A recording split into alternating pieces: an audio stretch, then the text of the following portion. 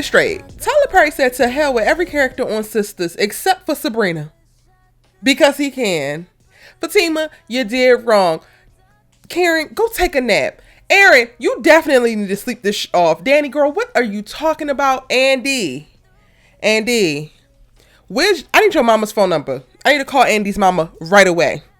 And Zach, you getting better, but not fast enough. What's good, y'all? It's your good sis, Erica Vane, coming to you right here on Erica Vane TV with another Sistas video. And in this video, I'm breaking down episode number 9 from season 6. Yo, I don't even know what it is that we just watched. I'm trying to give y'all a little one sentence summary. That's what the episode is. The episode is given what the expeditiously, what the immediately, what the hilariously, what the. If you're new here, hit that subscribe button and turn your bell notifications so you don't miss out on any of my sisters' content and conversation, because I am breaking it down for you and dropping new sisters videos pretty much every day. If it's a sisters conversation, you know I'm having it. Okay, so the episode. Y'all, I'm low-key beside myself. And let's go ahead and get the little lightweight stuff out the way first, because I got some heavy hitting things and I think I'm about to piss some of y'all off. So let's get the niceties out the way first. Before we jump into this video, I have to let you know that this video was created during the 2023 WGA and SAG-AFTRA strikes. Without the labor of the writers and actors currently on strike, the series being covered here wouldn't exist. Through the duration of these strikes, my company and I stand in solidarity with both unions and are refusing paid opportunities presented by struck companies such as the 8 major Hollywood studios. Content created on Erica Vane platforms are independent of any struck company and not created in promotion of said company. Articles, videos, and audio posts are created in critique of the media in support of the artists who created it. It is important that you, the audience, know that these strikes are a result of corporate greed. The writers and actors have been victimized by major studios for quite some time, and the time is now to demand fair pay and working conditions, standardized practices across streaming business models, and other terms that will ensure the pipeline for new aspiring creatives remains open and viable for years to come. At this time, neither union is calling for a boycott of any television or film content. If you would like to support either or both unions, consider donating to strike funds, walking local picket lines, and using your social media platform to amplify messages delivered daily by union members and leaders. Links to official websites and more information can be found in the description box down below. Videos explaining both strikes and continual strike news can be found on Erica Vane TV. Now let's get into it. Calvin, you're 100% right. 100% right. Sabrina did absolutely nothing when it comes down to Maurice, Q, and this whole bank robbery situation. And also, Maurice did not do anything except for engage with this man. When it comes to the bank robbery, I hate the fact that Maurice is having to pay this ultimate price because of a horrible romantic decision, because of lack of self-esteem, because of lack of confidence, because of desperality. I don't even know if that's a word, but I'm gonna roll with it. Because of loneliness. Like, you're supposed to take some lumps and bumps in your love life when you make certain decisions and make wrong moves, but going to jail and having your friends imprisoned and like all of this extra stuff, this is a bit much. And for us to arrive at the end of the episode and Maurice is turning himself in and giving a for real confession that is still a damn lie just so that he can be able to free Sabrina, while it is a little altruistic, very much so noble, I hate that this is also the thing that's going to play out for him, because you don't deserve that either, sir. What we wanted you to do, or what Calvin wanted you to do, is just stop making so much harder. Y'all are already going through a tough thing. Y'all are put in a circumstance because of a man that you decided to engage with. You do not have to be sassy. You do not have to be stank. You don't have to be obnoxious. You don't have to be ridiculous to Sabrina and to Calvin as this whole thing is going on. She put herself out on the line and used her connects to get you $1 million bail. Calvin was willing to put up $20,000 for the both of y'all. Calvin is going through something emotional with the both of y'all, trying to make sure both of y'all asses are free. So like, Maurice, hear him, and I appreciate that you actually heard Calvin, but you took it too damn far, because now you're going down to the police station to confess to something that you didn't even do just to free Sabrina, which again is noble, but it should not be the thing that has to happen. All you have to do is find your good goddamn sense, pull your laptop out, show Logan the video footage, And bada bing, bada boom. And again, stop being so damn stank to Sabrina. Like, why in the hell is everybody rushing to all of these goddamn extremes? Fatima got something to say and she forget that her phone knows how to text and call, and that whole she pops up. She want to walk through doors and whatnot. You want to go down to the damn police station and confess. For real this time. Jump into extremes. Andi, you want to point out exactly how, well, you know what? That's actually a good thing that played out, so I ain't even going to hold you there. Andi, I don't know if this is the real you. And I do know that I don't like it, but I do like, if it is, the authenticity and honestly the validation that I'm getting in disliking your ass. Like, with you, like, copping to being exactly like Gary and squeezing the life out of the things that you love and not doing this and not doing that. It's just like, okay, so now I have proof that it's okay for me to hate Andi's ass. And to not get along with the type of woman that she represents, because it's an absolute hell no for me. Like, the scene was interesting because it's her trying to get this one up on Gary and like see if she could be as villainous and as treacherous. And it's like, girl, you can never be, because he is literally Satan's spawn. But you coming damn close, because girl, you dressing all black like an omen. You want to ride this like he's a damn cow or a bull or whatever, because the sex is that damn good. But you also want to make a point that Sabrina lets Karen know that she was dead ass wrong for talking to you this way. Like, I sent Allie Nick official. If y'all ain't following, go follow. I sent her a voice note and said, Allie, does Andi have a brain tumor? And that is not me trying to be funny. Like, I am not coming for people who are struggling with that. I'm saying, like, is there about to be some big ass surprise that like Tyler Perry reveals to us that kind of explains Andi's chaotic and very weird ass erratic behavior and thought process? Because mama be so logical and so calm until her ass is not, and you don't really understand what triggered her to not be. Like, the whole conversation that played out with Gary in this episode, and him feeling the way still about what she said about the sex, and her not feeling the way, but basically you are feeling the way. You about to try to prove yourself in the sexual Olympics because this boy just drugged your head game through the mud. But then you get this attitude with him because he don't want to do it with you. And it's just like, Andi, you don't have no better way to spend your time. Like, this is what makes me think it has to be something medical, something chemical, something is happening in that bird brain of hers. That is not just Andi is simple and insecure. This is not just insecurity. It's not. We have passed that station, that stop on the path, on the train. We have passed that a long ass time ago. Now we are approaching mental illness and or physical mental ailments. And again, I'm not saying that to be funny. I'm saying that because Tyler Perry gonna have to explain this a little bit better, because it makes absolutely no sense to me. Andi has got to be goddamn deranged to, in one fail breath, be howling about, make sure you tell Karen that she was wrong for talking to me like that. And then I want to sleep with Gary, but then I'm mad at Gary and I'm going to call somebody who want to sleep with me, and we're the same. And she looks so psychotic when she said, like, what do you see, Gary? You see that we're the same? That we just squeeze the light? Girl! Andi is so unserious, and I fear she is unwell. I really fear that she is unwell. Moving on. Aaron, baby, I don't give a damn how much you love Karen Mott. No amount of love should knock your ass off the wagon.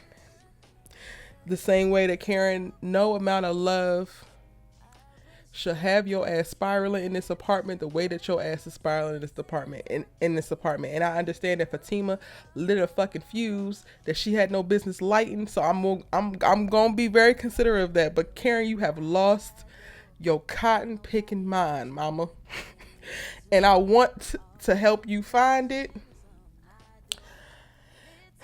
And I fear we are at a place in time where that is not a mission that could be done successfully. I don't even know what to say, bro. Like, Karen spent the most of this whole busting into Karen's apartment gate, Fatima. She spent most of it just screaming, get the fuck out of my house. Like, just get out my house. Just get out my house. I appreciate her not backing down, even though Fatima's like 3 times her size. And for all y'all that was talking about Karen about that life, yeah, I accept your apology. You were incorrect. It's fine. Sometimes we're wrong in life. It's all good. Fatima. I ain't even gonna hold y'all. I started losing respect for Fatima by the second. Every second that progressed with her in this woman's house in this scene, I lost more and more respect for her because, girl, what in the fuck are you doing? What are you actually doing? You just had to get your ass up. And what did I tell y'all? I told y'all in this preview and my predictions and my trailer breakdown, I told y'all that she had sex with Zach and then brought her ass over to Karen's house. And what did she say? Oh, Zach wasn't supposed to show up because she put it on him so good. Like, you did all of that to come over to this girl's house to tell her that you were not the one. As if she gives a fuck, Fatima. As if you setting her straight or checking her is going to do anything but entice the situation more. If this was going to do anything other than make you a bigger antagonist, I would have been all for it. But nothing about this said this was the right damn thing to do, and yet your ass still did it anyway. And yet you're supposed to be the mature one. You're supposed to be the sensible one. Of all the damn sisters, Fatima was supposed to be the one that had good goddamn sense and typically would use it. I don't know what happened, but again, like I said at the top of this video, Tyler Perry has decided that every last one of these characters, except for Sabrina, can go to hell. And he is going to destroy them systematically. And I'm probably just going to sit here and laugh while he does it. Because what in the hell? For everybody who is going to be in my comment section or on the live with Allie and I, and cape for Fatima, get well soon because your ass is sick. And I said what I said. And no, this does not mean that I think that Karen was 100% right. I think that she was in her own damn home. I think that if she would have shot her ass, I would have had no problem with it because, again, Karen was in her own damn home. However, Karen is battling something that's completely different with circumstances that are completely different than Fatima's. And Fatima knows damn better. But she's so hell-bent on trying to show somebody else crazy. And, like, honestly, y'all, it took me back to her fighting with Deja and dragging Deja out the hot tub back on Fatima season 1. And again, speaking to the people who are just going to go so hard for Fatima, right, in the comments, do y'all want relationships where you have to beat bitches up to keep your man? Is that the kind of relationships y'all are actually going for out here? Like, is that the prerequisite? Because I don't think I'm capable. I don't think I'm qualified anymore. I think I'm capable, but I don't think that I have the mindset to be willing to do that. No. Absolutely not. Fatima was asked 50 million times to get out of Karen's house. And it was 50 million times that she said, I'm going to just stay in here and look stupid and look like a bird and make this worse. I appreciate that Zach did not actually know that she came over here. And once he realized that she was gone, he came here because he knew exactly where the hell she was coming to. And he ain't set Karen up in this way. I don't understand why Zach still has smoke with Aaron. That's a whole nother video that we're going to talk about that. I'm actually kind of proud of Zach and how contained he was this episode. And it kind of hurts me to say that because I've been on his ass for so long. This episode was a trifling mess. Trifling, messy mess. And I have smoke for Fatima. I got a little bit of smoke for Karen because, girl, you being too damn delusional for me and I need you to calm it the fuck down. But I also understand the anger that comes from somebody crossing your boundary of coming through your damn door of your home. Now all bets are off. I get it. Let's talk about this damn sister friend group of hers. Because, Andi, you're done. And when I tell you I need them to be done, even if that's not permanently, I need them to be done for a while because Andi is not a good friend. Andi was not convincing at all when she was trying to tell or ask Fatima to leave. And then also, but let me go back, actually. Because, Zach, while you were nice and calm, you trying to tell me that you can't drag Fatima's blonde ass up out of here. All these people in here and nobody can move Fatima. Big Tima is not that big of a damn deal. And I'm going to need y'all to be for real. Again, expeditiously. Danni, you could have moved Fatima out of there. Zach, you could have moved Fatima out of there. Aaron, your ass is drunk, so I'm going to let you slide. But you could have moved Fatima out of there. Back to Andi's ass. You feel like Karen was wrong for talking to you the way that she did, but you literally played the 50 in her damn house when your friend, is that your friend? Is that your friend? Your friend broke into your other friend's house. So yes, you got to get the fuck too ASAP, and don't come back. Pick a side. I am not a big fan of ultimatums, but by golly, Miss Molly, every now and again it needs to be used, and this time it needs to be used. Andi needs to pick a damn side because we have passed the point of no return, and we need to figure out where allegiances lie. Okay, Andi, you a liability. Okay, try not to declare allegiance to either one or to both. You are a damn liability. Absolutely not. And when Karen turned to say everybody gotta let me know where they stand, you damn right, because y'all are my friends. This bitch came into my house. What are we talking about? And if y'all don't see that, again, get well soon. I wish you speedy recovery, babes. Big healing. All of that. Okay, a little less unhinged Erica here to finish the video out. A couple days later. Sorry for the delay. With the friends, Andi, I think her and Karen 100% need a break. Andi is in need of quite a lot, just in being a woman who has broken herself, and for her to be in a position to try to help Fatima or help Karen or help whoever within her friend group, but still not be able to help herself and not really be able to fully see things clearly, not really see where she could be compromised as a friend and caught within a space of a conflict of interest while she's trying to protect Fatima's feelings and her relationship with Zach, that puts her direct opposition to her good friend Karen and what she may want or what she might be going through at the time. And not that Karen deserves to be with Zach in this moment or Andi should root for that. I just think that Andi is just not at a healthy place, period, in her life. So how can we possibly expect her to be at a healthy place to be able to navigate conflict between two women, two very vocal, powerful, amazing women that she loves, two that I think in a lot of ways she admires, in a lot of ways she wants to be like, in a lot of ways she feels like both Fatima and Karen are way stronger than her. So she is literally the weakest link, and she's dubbing herself so, and her actions, her talk, everything mirrors that. So go ahead and bow out. Like I said, ultimatums are not necessarily a great thing. They can definitely be problematic. However, in cases when they're necessary, they need to be said, and this is one of them, because Andi is just making situations worse and increasing the tension by not necessarily inserting herself in a way that's actually helpful and progressive for these girls. Danni, I think that Sabrina did the best job. Let me go there first. Sabrina did the best job, but she still did not do enough. And while I appreciate her diffusing the situation with Zach and Aaron outside and being the girl that was going to stay late, and like she's the only friend I feel like that 100% put Karen first in this moment and did not make anything about herself. She didn't take offense when Karen was yelling and like throwing them out the house. Like she understood what it is and what it ain't.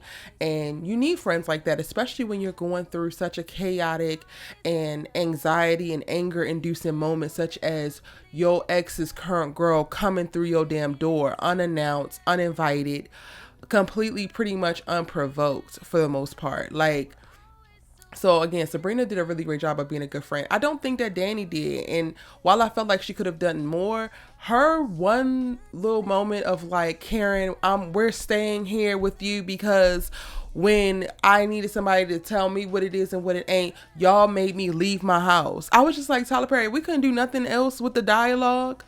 Danni, this isn't about you, and you definitely did need an intervention, and it didn't even go well. You still ended up at a bar drunk, ran into your ex with his current fiance, made a monkey fool of yourself, then wound up going home, getting into an altercation, which was not your damn fault. Same ex comes to your damn rescue. Now he's at your house, and y'all trying again with the damn ring that he was going to give you on a white lady's finger back in Alabama.